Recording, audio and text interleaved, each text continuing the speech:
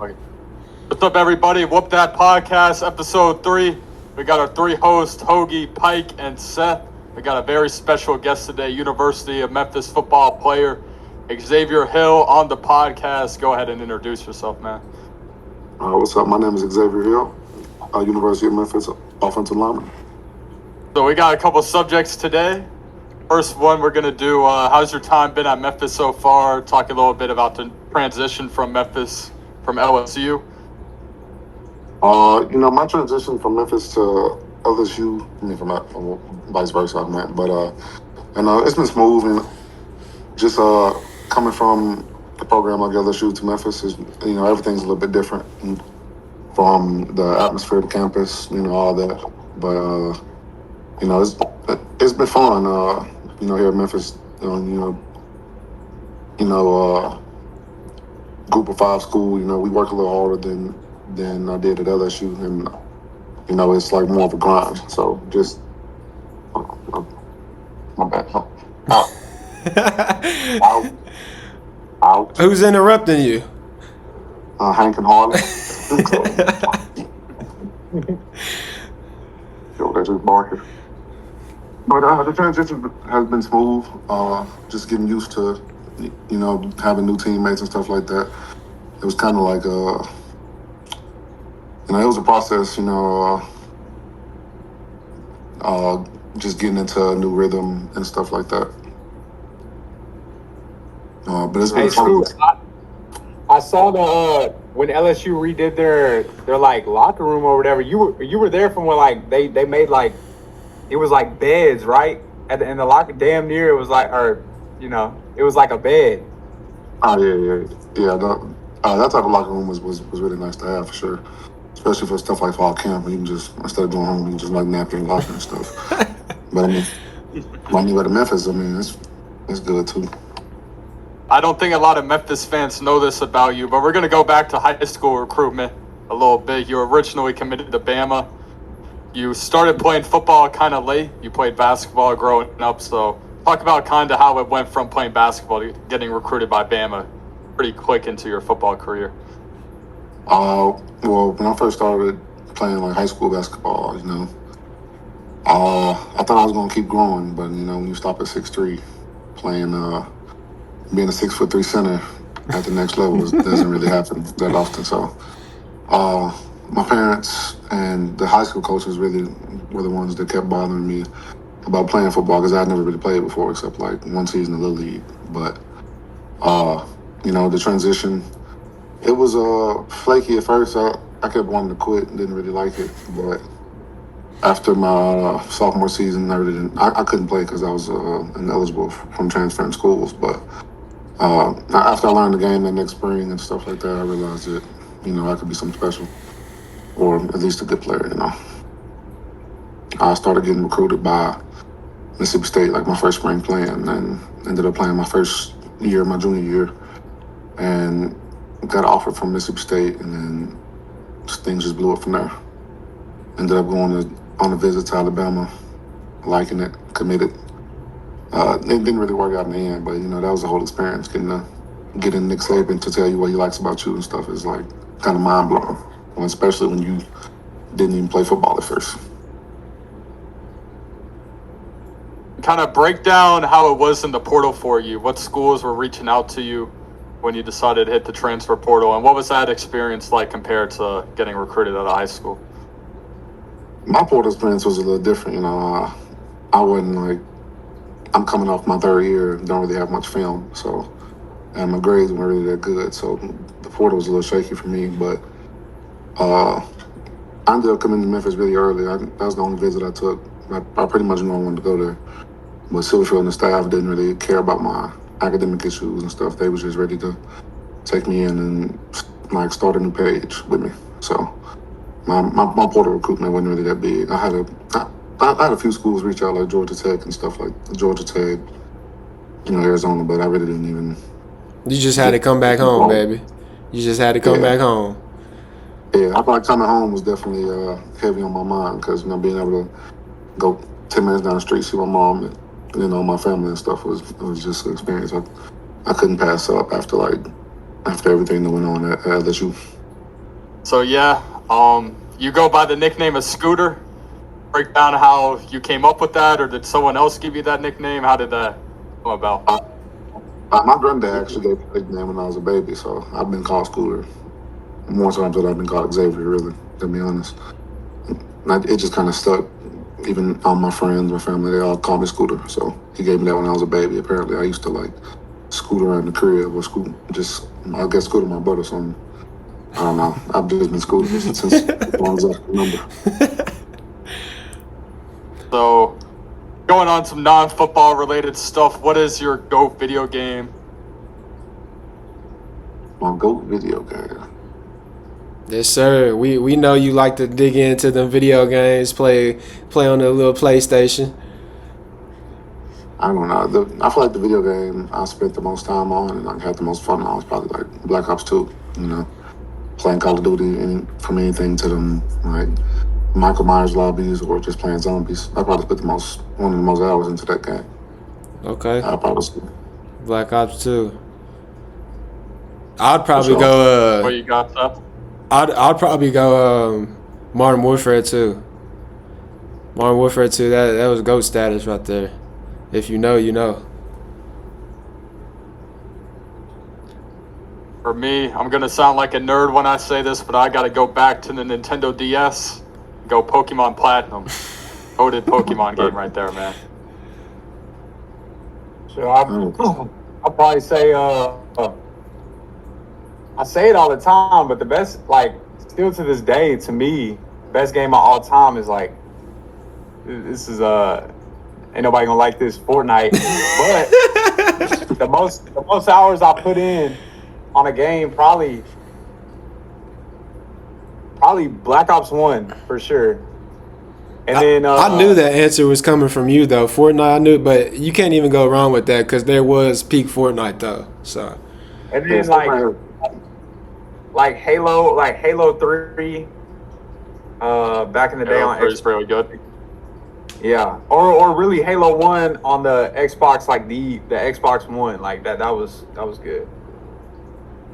I'm with you on the Fortnite though. Fortnite definitely they probably had the highest peak at any video game ever. Hey, shout out Scooter! Shout out Scooter on that one. He put me on Fortnite. Yeah, I was on Fortnite early. Scooter was one of the first people in the world on Fortnite. I ain't gonna lie, I remember that. And my friend put me on. He told me there was a free game in the PlayStation store, and me and him just played it, and ended up blowing up shortly after that. All right, this question's to everybody. What is everyone's favorite food spot to eat at in Memphis? In Memphis, I don't know. I recently tried this. I really don't have no go-to in Memphis, but if you're talking about on the bench, you know, it's Urban Fusion. But I recently tried this place in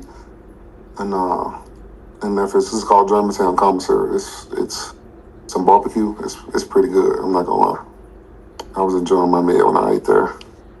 I'd probably have to go keep it OG. Gus's G. And Gus. Yeah, probably. I mean, shit. Nah, let me rephrase that one. Hold on. I go Jack Purtles. Jack Purtles. Jack Purtles, baby. With the brown gravy. Yeah, yep. With the little side of biscuit, dip that joint in. Oh boy, can't tell me nothing. They back in the day. I know they had like chicken livers and gizzards there. I don't know if they still got. No, they still still do. They still do. Yeah. I'm gonna say, shit. Or my bad. I ain't supposed to cuss, but it's gonna be probably the Gus's and then go hit Gibson's after right there, or it's gonna be Memphis Pizza Cafe. That's my favorite pizza in the whole entire world, Memphis Pizza Cafe. I always hit it when I go to Memphis, always. And then commissary too. I'm surprised you just went there, Scoot. I remember when I did my OV out the portal, they had it up there, but like the ribs are pretty good. But then I went there and actually tried like everything. Like I went there and got like a platter, and that was delicious. I can't lie. I enjoyed my meal. Yeah, commissary good, and then I mean, I love vinegar, so I mean, I'm gonna say rendezvous too, man. Hey, Memphis is fine. This is good. What's yours, Matt? I'm gonna go Dixie Queen, sponsor the podcast. Okay. Okay. Go get fire wings at 1 a.m., 2 a.m. Dixie Fire, Queen bro. down state line. Yep, always. Shout out B Wade one time, put me on that spot. Nah, Gibson's is fire though. Gibson, I agree with Seth on that. I've only been there like 2 or 3 times, but it was fire every time I went there. For sure. All right, Xavier, so what are some areas you're looking to improve on this year, just personally, in your game? Personally, I probably want to improve on, being a little more aggressive out there, finishing plays and stuff like that. I feel like that really helped the team and help myself get to where I want to go. And Sure. And then, what are your goals for the team? the biggest goal we have is just to be champions. Last year we kind of we did good, but we didn't reach our ultimate goal. There's nothing. I personally never experienced this, but I can only imagine I put in all this work every year for 8 months, and I only get 4 months to play. I wanted to actually equate to something. So just lifting that trophy on December 6th, or whatever it is, for the AAC championship, or ACC, no. Yep. AAC. We need that trophy back in Memphis, baby. And I just want to be a part of a championship team for one time in my career. So that's all. When's the last time Memphis won? Like 2019, I think. Yeah, it was 2019, 2018. But we know the ultimate goal, though, Scooter. Win the American, then go to the playoffs. We know the ultimate goal. Yeah, the playoffs. The playoffs is happening. If we do what we're supposed to do, and that's win a championship, I feel like we got a good chance at that too. Yep. That would be even cooler than. Well, that'd be the coolest thing that happened in my college career so far. I played in I haven't been to a SEC championship, but the college football game I can imagine would be even better. Going back to video games, College Football 25 came out, I think, about a month or two. What do you think about your rating? You can talk about the overall rating or some, specific ones like speed. That's all you talk about. You're a little upset about that.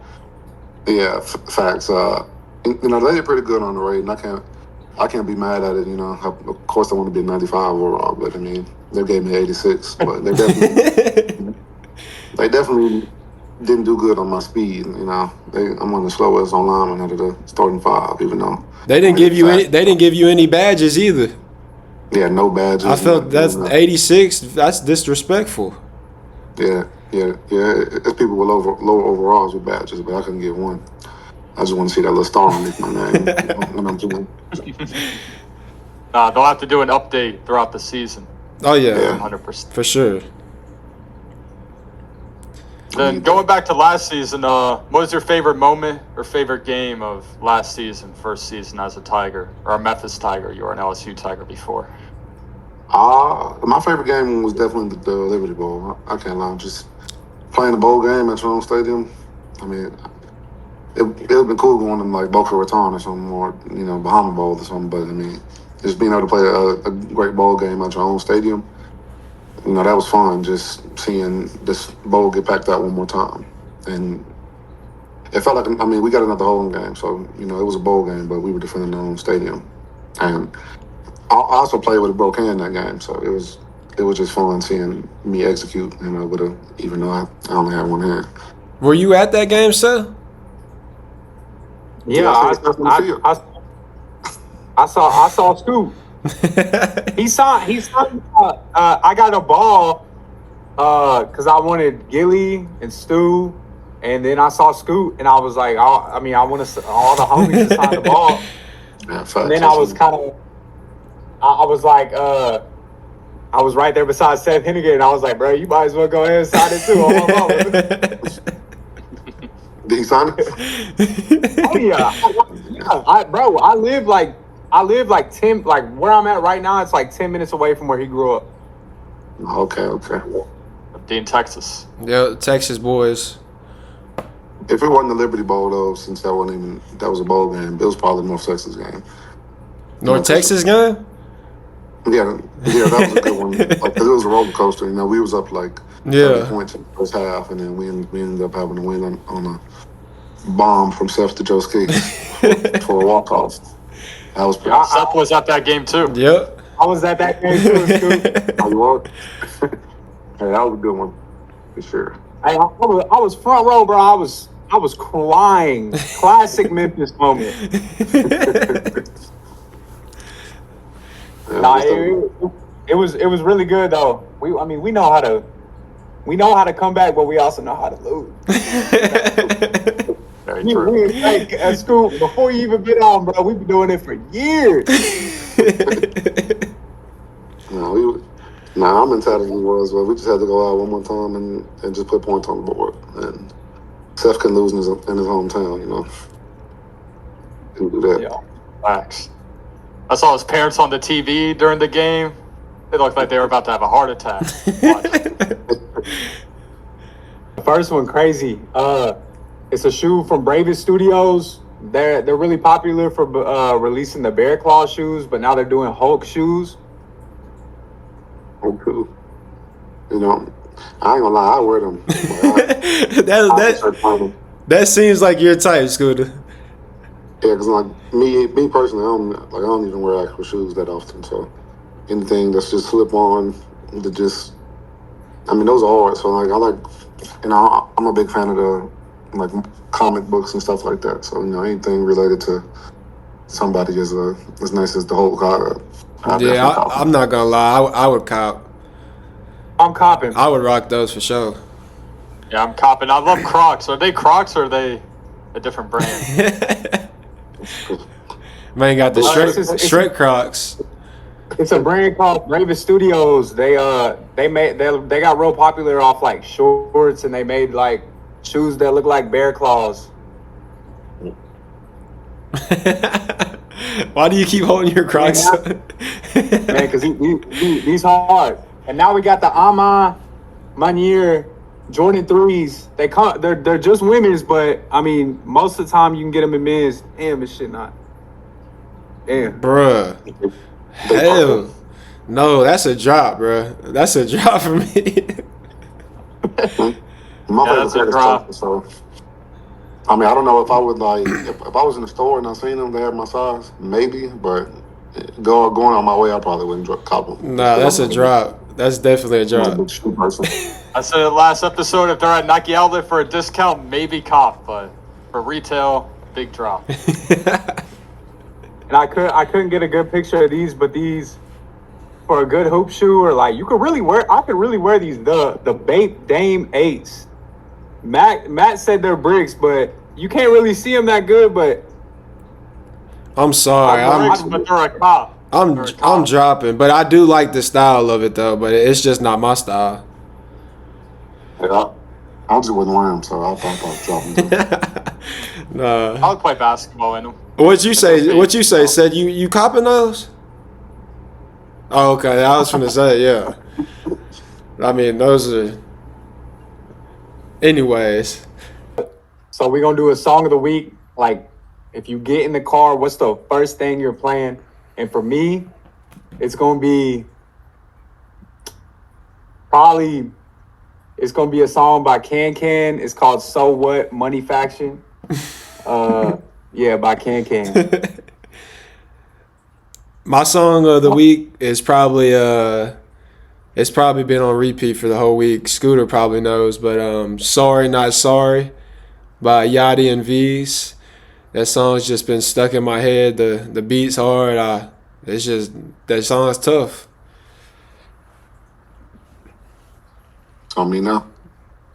Yes, bro. Yeah. I probably first thing I'm gonna play tomorrow when I get in my car, probably some A Boogie, probably like 4-minute combo or something. Old school joint. A Boogie with a hoodie. A Boogie, huh?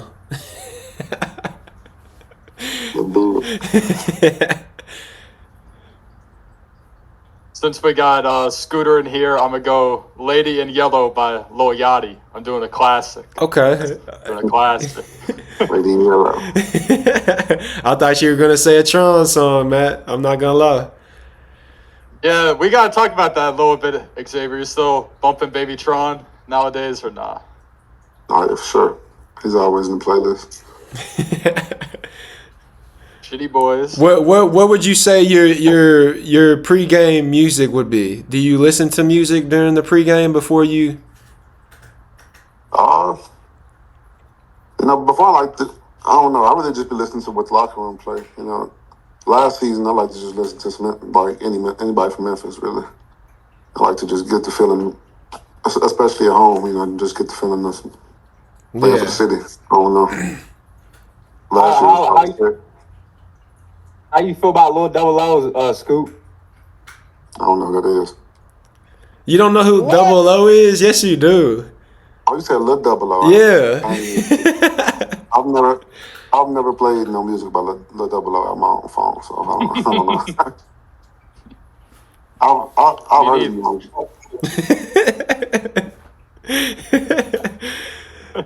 Hey, Matt said he never put it on his playlist or put it in his car too. So Nah, ever. Not my type. Yeah, last couple questions, Xavier. You're kind of versatile on the field. What do you prefer to play, guard or tackle?